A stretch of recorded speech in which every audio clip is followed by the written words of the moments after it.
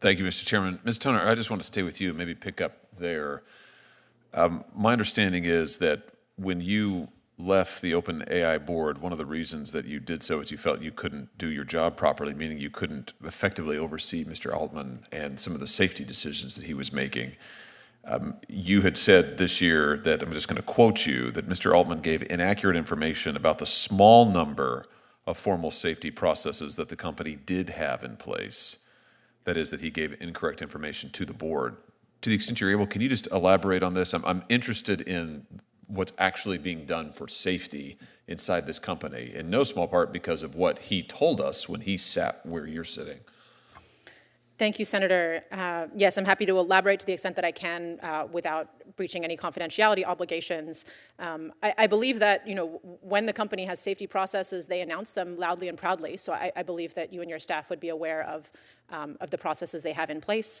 At the time, one that I was thinking of, which was one of the first formal processes that I'm aware of, was this deployment safety board that I just discussed, and this breach by Microsoft that took place in the early days there. Since then, they have introduced a preparedness framework, which I think is, I want to commend many of these companies for taking some good steps. I think the idea behind the preparedness framework is good. I think to the extent they execute on it, that's great. But there have been concerns raised about, how well they're able to comply with it. They've also, it's been publicly reported that the, really respected expert they brought in to run that team has since been reassigned from that role. Which I worry what that means for the influence that team is able to exert on the rest of the company. And I think that is illustrative as well of a larger dynamic that I'm sure all of the witnesses here today have observed, which is there are really great people inside all of these companies trying to do really great things. And the challenge is that if everything is up to the companies themselves and to the leadership teams who are needing to make trade-offs around getting products out, making profits, attracting new investors, those teams may not get the resourcing, the time, the influence, the ability to actually shape what happens that they need. So I think many of the dynamics that I witnessed echo very much what I'm hearing from my fellow witnesses. That's very helpful. Let me just ask you this. Let me just put a finer point on it, because Mr. Altman, as I said, testified to us on this connection this past year. Here's part of what he said. We make, meaning OpenAI, significant efforts to ensure that safety is built into our systems at all levels. And then he went on to say, and I'm still quoting him, before releasing any new system, OpenAI conducts extensive testing, engages external experts for detailed reviews and independent audits, improves the model's behavior, and implements robust safety and monitoring systems. In your experience, is that accurate?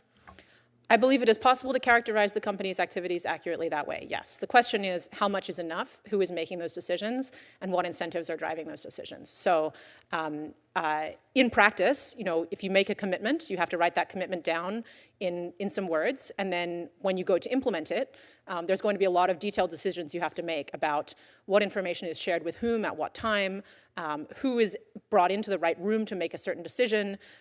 Is your safety team, whatever kind of safety team it might be, are they brought in from the very beginning to help with conception of the product, really think from the start about what implications this might have, or are they handed something a couple of weeks before a launch deadline and told, okay, make this as good as you can do? Here, I'm not trying to refer to any specific incidents at OpenAI. I'm really referring to, again, examples that I've heard reported publicly, heard from across the industry, that there are good efforts, and I worry that we should not, that if we rely on the companies to make all of those trade-offs, all of those detailed decisions about how those commitments are implemented, that they're just unable to fully account for the interests of a broad public. And I think, you hear this as well from people, I've heard this from people in multiple companies, sentiment along the lines of, please help us slow down. Please give us guardrails that we can point to that are external, that help us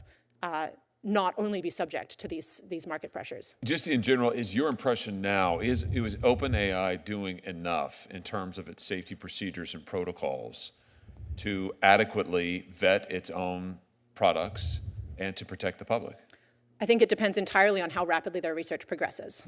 If their most aggressive predictions of how quickly their systems will get more advanced are correct, then I have serious concerns. If their most aggressive predictions may well be wrong, in which case I'm somewhat less concerned. Let me finally, because I want to be mindful of the time, and I've got colleagues who want to ask questions, let me just end with this.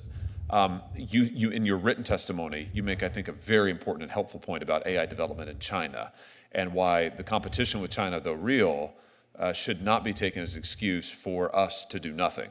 Could you just amplify that? Because we've heard a lot of folks sitting where you're sitting over the last year and a half raise the China point and usually say, well, we mustn't lose the race to China, therefore it would be better if Congress did little to nothing. You think that that's wrong. Just explain this to us why. I think that the competition with China is certainly a very important consideration, and we should be keeping a very close eye on what they're doing and how U.S. technology compares to their technology. But I think it is used as an all-purpose excuse to not regulate and an all-purpose defense against any kind of regulation. I think that's mistaken on a few fronts. It's mistaken because of what's happening in China. They are regulating their sector pretty heavily. They are, scrambling to keep up with the U.S. They are facing some serious macro headwinds in terms of economic problems, access to semiconductors after U.S. export controls. So China, has its own set of issues. We shouldn't treat them as, just absolutely raring to go and about to pass us at any moment. And I think it also totally belies the fact that regulation and innovation do not have to be in tension. This is a technology, AI, that consumers don't trust. There's been recent consumer sentiment surveys showing that if they see AI in a product description, they're less likely to use the product. So if you can implement regulation that is light touch, that increases consumer trust, that helps the government be positioned to understand what is going on with the technology, you can regulate in really sensible ways without even impacting innovation at all. So then it's irrelevant, if it's going to affect the race with China. Thanks very much, Senator Hawley. Senator Durbin. Thank you. I'm going to ask some basic questions.